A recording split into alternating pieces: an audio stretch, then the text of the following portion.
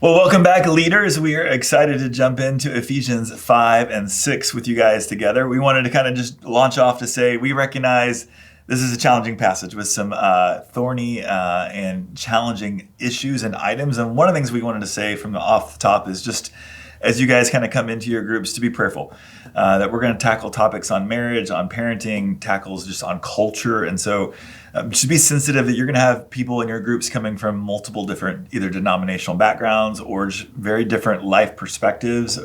And so just be sensitive as we walk through this. And even for us, we were just wrestling and churning and prepping for the week and realizing this wasn't like every other week or every other passage. So even for us, most of the weeks we kind of bop in, have a plan, have ideas, kind of bounce back and forth, but recognizing there's just a weightierness to some of these discussions and some of this lesson that we want to be sensitive to and prayerful regarding. Yeah, totally. I was thinking about how this section must have been a real countercultural clash for Paul's audience, and it can be for ours as well, probably in a different way. And so just be prayerful, even maybe say up front in your group, just what we've just said. Hey, this could be bringing up some issues in your heart and mind. Let's all be open. Let's be filled with the Spirit as we begin to discuss today. And we're going to do our best to try to give you a little sense of kind of where we stand on some of these issues and how we see them. But I would just say again, and even in your group, give a wide berth for people's expressions, for people processing, churning through. This isn't a moment or a night to kind of correct or kind of shut down expressions, but really let people process, give them some space, help them churn through it as they kind of find their words and kind of find their emotions on some of these things as well. So give people space as we kind of jump through this. So let's jump in, Ephesians 5 and 6. As we kind of jump into the observation section, Carolyn, what were some of the big themes or big ideas that you saw? Yeah, I thought this was really great. One thing that I hadn't really tied together before was, and I think you said this as well, Trey, but almost every verse, it seems like after every command or description, there's a reference to Christ. So as to the Lord, as to Christ, he's the example, he's the reason, the purpose in so many of the things. So foundationally, again, our new identity, going back to even Ephesians 1, keeping in mind 1 through 3 as we get into this as well, that he's the foundation. Yeah, for me, as I kind of walk through, I love having the packet and kind of 2 pages with the verses out to kind of write and mark up. And so as I was walking through these verses, I was boxing every time we were referring to a group of people or some kind of identified group. I was underlining every time we had a verb or an action. And then I began to kind of put parentheses around every time we referenced Christ as either or the Lord or God as an example, as a motivation, as a reason, or just as an authority behind the scenes beyond any human interaction. And so for me, kind of walking through, I saw a lot of moments where we're seeing Paul give groups responsibilities or charges. But then behind all of those charges and responsibilities, often we see Jesus as the prime example of how that was lived out, or the example that we're supposed to reach for, which is quite intimidating and challenging. Yeah, for sure. I liked observation question 2, talking about the 2 different ways of life, especially in 15, 20 through 21. That's really not in our interpretation question, but basically the huge contrast between wisdom and foolishness. I saw in verses 15 through 17 that there were 3 contrasts using the word but. So it was unwise, but wise. It was foolish. What's the second one? Oh, and discerning. And then not drunk with wine, but filled with the Spirit. So you could really talk about those, observe those verses up front, and that will set you up for the rest of the interpretation questions. A couple of things I saw just thinking through some of the themes and kind of emphases is, we'll have some discussion about is there a place of authority as a thread through this passage, but however we might understand authority and human authority, there is ultimately what we're going to see throughout is there's a divine authority behind and behind all of it, that there's an ultimate authority that this is all about. And the second thing for me was, aside from authority, one of the things I saw and kind of the thing that really drove me again was verse 21, that we're to subject ourselves to one another. And so for me, looking through kind of the triad of relationships of husband, wife, master, slave, parent and children, that there is this mutual responsibility we have to one another. that it's not about rights that we have that we're to claim, but that it's about an entrustment and a responsibility, even a sacrifice and self-control that we are to have towards one another. And so we'll talk about that. We'll try to unpack that and thinking through kind of how does this work in the midst of these relationships as we move to kind of broad charges, but then specific roles and kind of distinctions. So yeah, so good. Okay, well, let's jump into interpretation then. Question 1 is about what does it mean to be filled with the Spirit? We had a question back in lesson 4 on that, and that'd be something you could go back and look at as well. Basically, being under the influence of something greater than yourself is to be filled with something. The contrast here, being drunk with wine, and instead being under the control of the Spirit. Throughout the New Testament, Paul uses words, filled with, walking, empowered, sealed, all the things that the Spirit does and in us and through us. So then what are some of the behaviors? I thought that was interesting again. If you've studied Ephesians many times like we have, I love how when you look at it one more time with fresh eyes, maybe in a new season of your life, you see things you haven't seen before. But I loved looking at the results of being filled with the Spirit, or the behaviors in verses 19 through 21 there. Speaking to one another. So there's this horizontal plane, but what am I doing? Am I giving propositional truths and, here's the truth right here? No, I'm speaking in psalms, hymns, spiritual songs, creatively bringing God's word through psalms. But then how do those hit you? Usually songs and hymns and spiritual songs kind of go after your heart and your soul in a different way than maybe just propositional truth does. That was just something I saw. And then making melody in your heart to the Lord. So there's a vertical aspect to being filled with the Spirit as well. I'm singing back praises to God, giving thanks in all things, and then submitting to one another out of the fear of Christ. One thing I noticed too was this again is a reference back to temple language in a way. These are worship words. We as the priesthood of believers and being built up into the new temple, the body, the household, we're offering back praises to God in worship. Our lives are a worship song to Him. I love in the kind of last little sub part there of that question, Carolyn, we kind of referenced Galatians 5 and thinking through kind of what hinders us from being filled by the Spirit. Kind of what'd you pull there? What'd you see? Well, Galatians 5 is another walking in the Spirit kind of section, and the big contrast there is spirit versus flesh. And so, just as a reminder, the three enemies of our soul are the world, the flesh, and the devil. That's kind of a traditional way of talking about those things. And, we're always tempted to fall back into our old humanity, as Paul's been talking about here. And so those can be barriers when I'm giving into my flesh and following the desires. So I noticed that it was talking about the desires and the deeds of the flesh, both of those things, war against the Spirit. And so those could be the hindrance to living in this new way that Paul's calling us to. I think so much of the book of Ephesians in chapters 1 to 3 talking about kind of propositionally who we are, what God has done, and then chapters 4 to 6 talking about kind of how we're to live as this new community.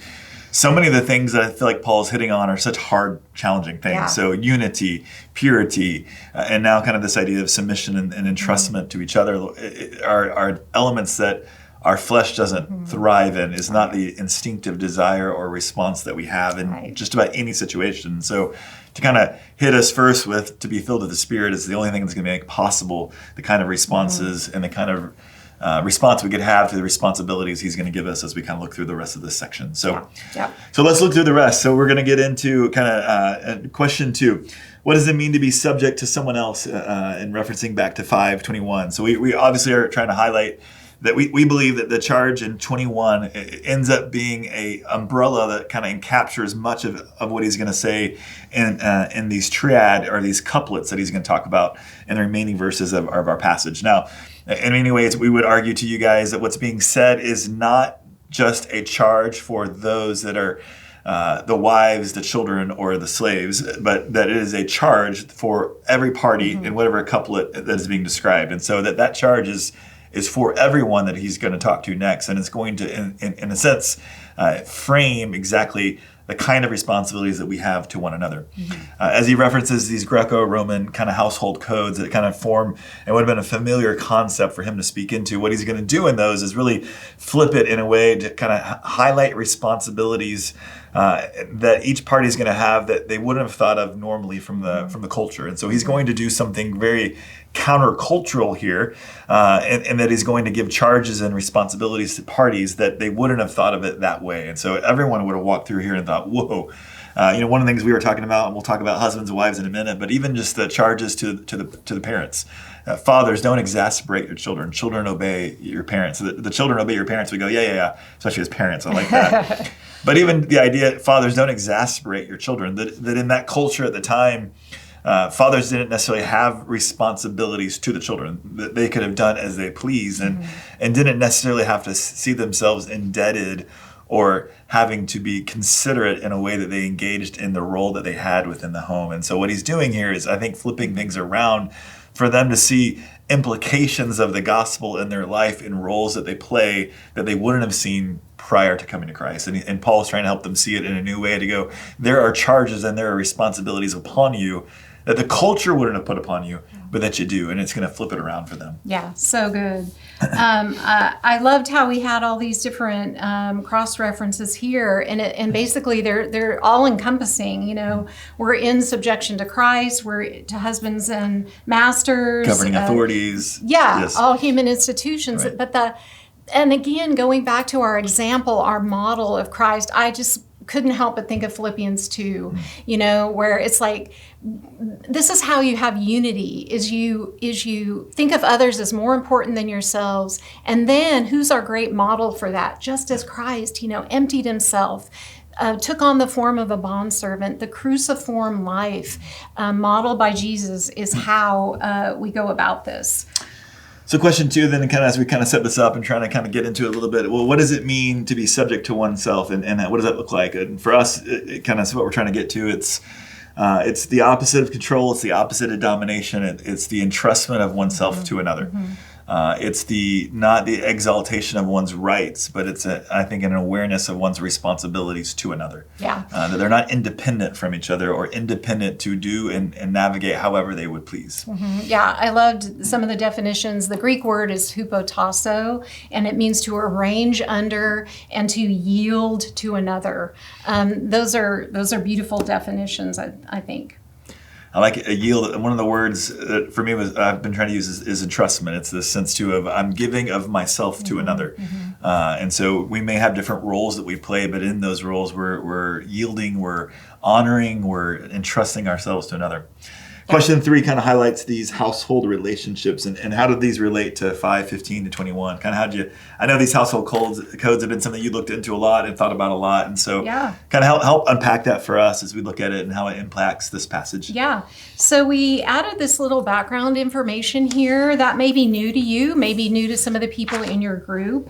But what is fascinating about this is that Paul is using a literary form of instruction that would have been pretty well known amongst the people in this area. So these Roman and Greco-Roman household codes were written to the patriarch of the family. So their households were not just husband, wife, and 2 kids. It was a large group of people, probably. And so the Roman Empire and the philosophers, so including Aristotle, Plato, they would write instructions for their culture and concentrate them on the smallest social unit, which was the household. And if the household was well ordered and strong, then multiply that out by many, many households run by many patriarchs, then the Roman Empire was strong. This is how they held their society together.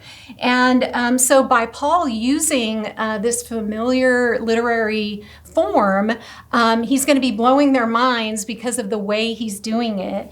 And so basically the instructions for wise walking, that was at the beginning of the section, in this the closest social relationships that these people would have.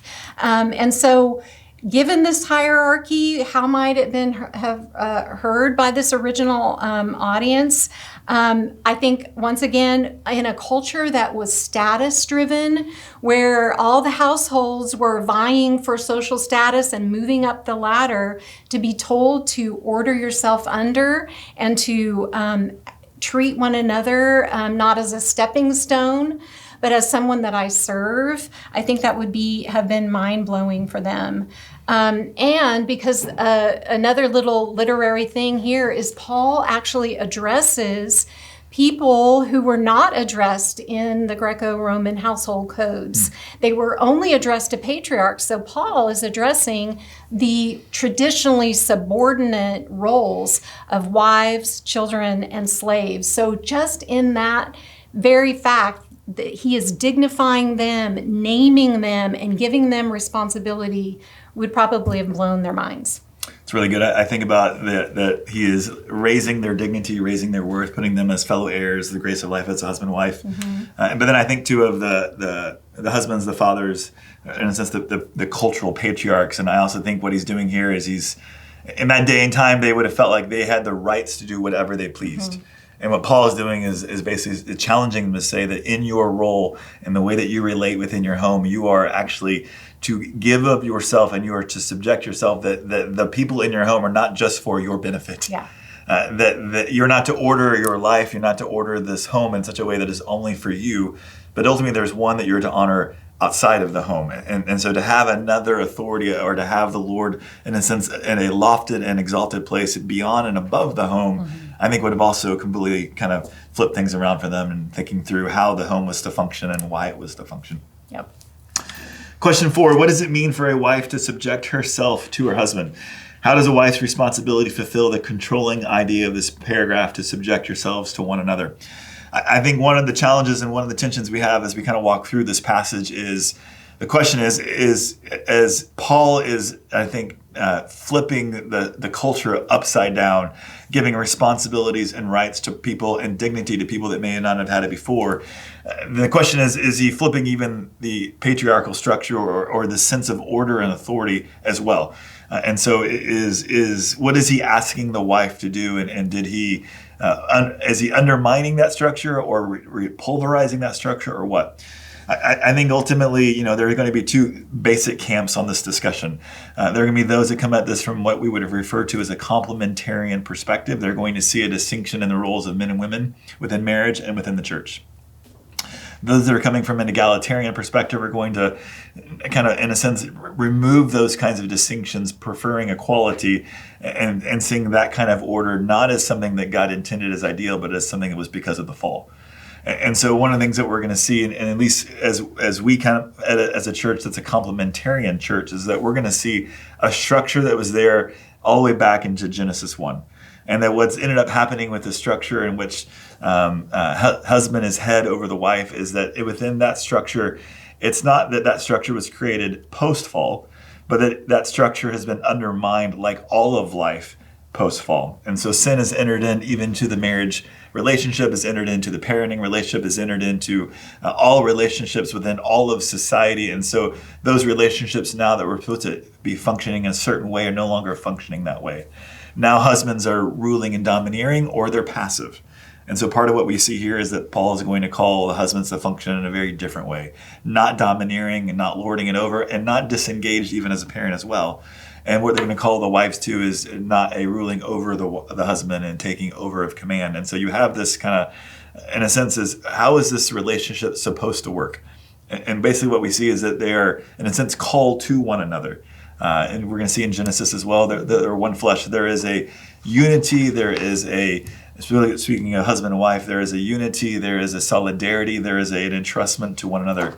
We gave you guys a series of references, even in 1 Corinthians 7, I was thinking through of the idea that Just as the wife's body is not her own, it's for the husband, so is the husband's body. It's not for his own, but it's for his wife. That there is this mutual independence. There is no sense of one autonomous over another, that there is an indebtedness and entrustment of one another, I think still within a structure of distinction and role between those relationships. But what Paul is going to do is he's going to say that just as, in a sense, as Christ is head over the church, so a husband is head in the home over the wife, but that in that relationship is meant to function very differently than what they see in the culture at the time.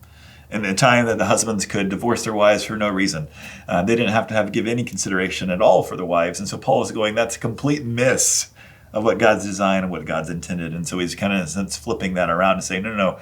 You actually are called, in a sense, even to submit to your wives. You're to love, you're to cherish, you're to walk alongside of her just as Christ has walked alongside of the church, giving of himself to her. Yeah. And I love this second part is why are wives called to be subject to their husbands as to the Lord? We kind of brought this up a little bit before, but I feel like that there's a new motivation, a new model, a new power outside of her own self-will or the patriarchal structure that's imposing it upon her. It's a dignified choice that she's choosing to be subject to her husband, to order herself under in as to Christ, and that is so radically different in that culture and even today.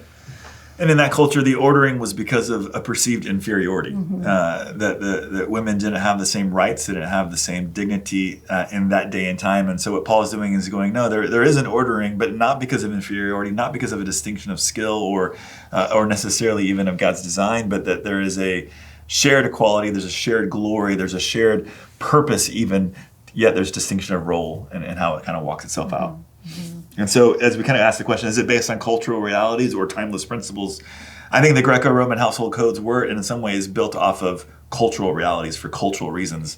We would kind of submit to you as we kind of look at Ephesians 5 and kind of as we think about it as a complementarian church, that those distinctions of roles between husband and wife are built not for cultural realities, but because of creational mandates that go all the way back to Genesis 1, that there are timeless reasons. So even as you kind of walk through this passage, looking at a lot of it, so many of the times we go back to something that's before the fall. So we're going back to the garden. We're going back to the idea of husband and wife becoming one flesh. We're going back to these ideas that are not culturally rooted, but often biblically based and sometimes often timeless.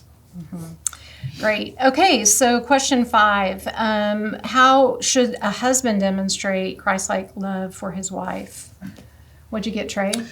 Yeah, I was looking at, again, not so much kind of thinking about authority, but thinking more of there's a responsibility he has to his wife and to his kids. And so that he's to lead, he's to love, he's to shepherd, he's to sacrifice. The words that I was thinking of were initiative, humility, sacrifice, and love. That those were... That as the Greco-Roman culture would have thought about leadership and authority, it was domineering and it was for one's benefit. What Paul is highlighting here is something that looks very, very different, that it's a shepherding love. It's a leadership and an initiative that gives, that sacrifices, and if Christ is the example, it's a sacrifice even to death, that it is the giving of all for the benefit of another. So even as we think about kind of these ideas, as he thinks about the role of the husband within the home, it's a very different calling and a very different picture than what they would have imagined and what they would have considered familiar and normal in that day and time. I thought it was interesting that some of the actual descriptions of the Christ-like love were cleansing, washing, so there's no spot or wrinkle, nourishing and cherishing. Those have a tinge of women's work in a way. And so that might have been something that, of course, Christ is doing those things as the Savior of the body, and there are spiritual, reasons for them, and they are within that culture, but or that framework. But I did think it was interesting. I saw nourish was a word that was described in 29, but then it was again used as the fathers, they are to bring them up. Nourish, that same word. I know. And so anyway, I just thought that was kind of an interesting play that Paul might have had going there. And I think too about even just the verse 4 of chapter 6, fathers, don't provoke your children to anger, that the idea, I just remember growing up and it was parents saying, do what I told you to. I don't care how you feel, and maybe even in our day and time, we've swung so much to the other side of it. We have to have an hour-long conversation about feelings, and there's maybe just a time to say, I need you just to, do what I'm asking. But there is a sense here, I think, of a leadership in the home in which there's a sensitivity and a care for the person, and not just a domineering command, but there is really a sense of serving and coming alongside of, and a sensitivity to another. Yeah, so good, so good. Okay, then that does kind of lead us into the last question here. How does the theme of honor connect with the different instructions to the children, parents, slaves, and masters? I actually did look up the word honor, and because I was like, that's a word we throw around a lot. What does it actually mean? And it was actually to fix a value to estimate the value of. So again, by the children honoring their parents, and in a sense, when the parents take care and considerately nourish, there is a valuing that's going on. Same thing in the master-slave. I was blown away one more time that in verse 9 of chapter 6, it's calling masters to do the same thing to them, meaning to their slaves.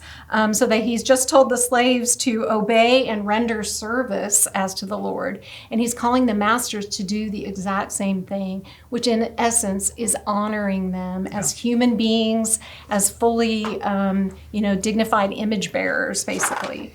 So anything else you had on that? Yeah, I think honor and shame is often kind of a concept that's not as easy to grasp for us in a Western culture. In Eastern cultures, it's very much, in Asian culture, it's a huge concept. Yeah. But I love what you said of that in these triads, in these couplets, that both parties are to be honoring, and both parties are to be subjecting oneself to another. And so it is a theme that's woven through both sides of those relationships, that it's to honor the fact that we're all in the image of God, that we're all worthy of honor and care. Yeah. I actually think this sum it up. We haven't been talking about that in our videos lately, but this could be a really great week to really push your group and say, okay, we've talked about all these things. You may have all the big feelings. You may be struggling. How would you right now sum up the main idea of this passage? Yeah. So Trey, I'm going to knock it to you. Yeah. How would you say that? I think ultimately for me, I was thinking through, like you said, I think a lot of our conversations center around these particulars of these relationships. But beyond all that, I think that one of the things I see is any sense of human authority is delegated because there's an ultimate authority behind it each time.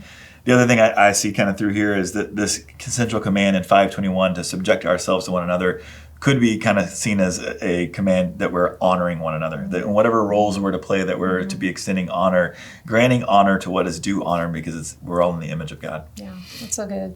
I think if I had to sum it up, I would say Paul is not a social revolutionary. He's an apocalyptic imaginary. So he is trying to blow our minds into this new revelation that he has had, that Jesus is now the king of a new kingdom that we haven't experienced before. And here's some of the ways that we can actually live in that kingdom. That's awesome. That's great. Well, an application kind of as you guys wrap up, I agree. I think having a chance to summarize then also kind of sets us up for application. Yeah. If you can't get your mind around what in the world are we talking about, then it's kind of hard to figure out how in the world do we go about applying it. In question one, we kind of wanted to give you guys a chance thinking through it in situations, relationships. Well, and how do I yield to someone? And one of the things we were talking about is there's so much cultural controversy and trigger around some of these ideas. But ultimately, the idea of submission, we're all under authority. We're all having to yield ourselves in whatever relationships we find ourselves in. And so how do we go about that? Yeah. In many ways, I think the ability to do that is one of the first things that Paul's hitting here at in terms of how we're filled by the Spirit. If we're filled by the Spirit, then we're able to live in this kind of way. And so thinking through application for you, kind of where did you run practically if this is one of the key marks of being filled by the Spirit? Yeah. I was thinking about actually just taking inventory of my proximate relationships, beginning with my family itself, my husband, my own children, and then kind of going outward from there, and then really again, going back to maybe that spiritual practice of examine, asking the Lord, to really show me, have I been yielding in the power of the Spirit, putting others' needs ahead of my own, or have desires and deeds of the flesh risen up and thwarted that new creation that's in me coming out. We recently were able to kind of walk through a book by Paul David Tripp on marriage. And one of the things he makes a big point about thinking through kind of our horizontal relationships is anytime that we're having a problem in our relationships is actually a byproduct of a problem we're having in our worship. Yeah. And so one of the ways to be filled with Spirit in the way that we engage horizontally in relationships is simply to be really dialed in with the Lord, and that when there's a vertical problem, then the horizontal problems come next. And so one of the ways just to be filled with Spirit is just to commune with the Lord, to spend time with the Lord, to spend time in prayer, to spend time processing in the Word, being with the Lord. And so, one of the easy takeaways is just thinking through, so much of this is about the relationships we have, but then behind all those relationships, we get the reminder that the Lord is the one that we're ultimately trying to serve. So if we're having a problem in the relationships, we may ultimately be having a problem with the Lord. And so trying to wrestle through that is good. Yeah, so good. Okay, and then our Engage tool this week is sharing the gospel, the 3 circles. So this will be in next week's lesson. And so I'd say give yourself some freedom if you've been spending a lot of time, in some of it, which you probably will, in the discussion of this content. But we were just thinking through that, what an invitation it is to live in this new community that Paul is describing here. Letting these words really soak into us that relationships aren't the same. They're not dog eat dog in the kingdom of God, in the household of faith. We're brothers and sisters. We have the mutual partnership and the indwelling of the Spirit that ties us together, striving for the unity of the faith. The resources and the riches that are part of being in the kingdom of God under King Jesus, the loving Lord of the universe. Who wouldn't, that should spill off our tongues that we would invite people into it. And so as we've been working through our Engage tools, where we've been praying for people in our neighborhood, in our spheres, where we live, learn, work, and play, and then asking the Lord for opportunities to begin to love and know them personally, talk about spiritual things, be who you are as a new creation in Christ. And then as it just spills out, to invite them, hey, have you ever considered these things? So that's kind of the natural progression of these Engage tools. And I love how sometimes it does line up with the actual flow of the content that we're going through, but it's always part of the flow of our life processing before the Lord, being filled with the Spirit and living it and working it out. We know this is a challenging passage. Know that we're going to be praying for you guys over the course of this week, and we look forward to hearing how things go. We love you guys. Hope we can be helpful to you, and we'll be praying for you.